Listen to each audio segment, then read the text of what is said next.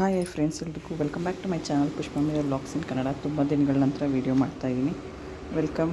ಬನ್ನಿ, ಈ ಥರ ಇದೆ ನಮ್ಮ ಮನೆ ಇಟ್ಟಿರೋ ಪಾಟು. ಯಾಕೋ ಇದು ಆಲೋವೆರಾ ಸ್ವಲ್ಪ ಪರವಾಗಿಲ್ಲ. ಇದು ಯಾವುದು ಗಿಡಗಳು, ಟೊಮೆಟೊ ಗಿಡ ಮತ್ತು ಕಾಶಿ ಕಣಗಳದ್ದು ಇದೆಲ್ಲ ಯಾಕೋ ತುಂಬ ಬಾಡೋಗ್ತಾ ಇದೆ.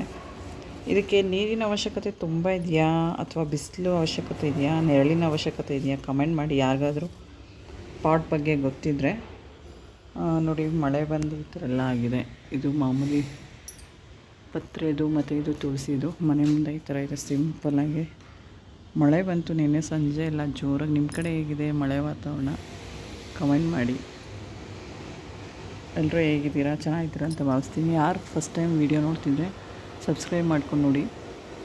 ಇದು ಸಪ್ರೇಟ್ ಪತ್ರೆ, ದೇವ್ರ ಫೋಟೋಗೆಲ್ಲ ಇಡ್ಬೋದು. ಇದು ತುಳಸಿ ಗಿಡದ್ದು ಮಾಮೂಲಿ ನೋಡಿರ್ತೀರ.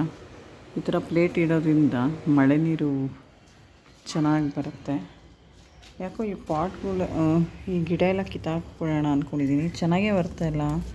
ಅದೇನು ನೆರಳು ಅದಾ ಏನು ಅಂತ ಗೊತ್ತಿಲ್ಲ.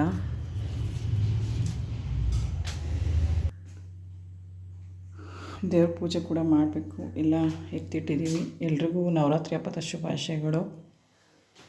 ಎಲ್ಲ ಕ್ಲೀನ್ ಮಾಡಿ ಪೂಜೆ ಮಾಡಬೇಕು. ಎಲ್ಲ ದೇವ್ರ ಪೂಜೆ ಸಾಮಾನೆಲ್ಲ ಎತ್ತಿಟ್ಟಿದ್ದೀವಿ, ಹಾಗಾಗಿ ಕ್ಲೀನ್ ಮಾಡಬೇಕು.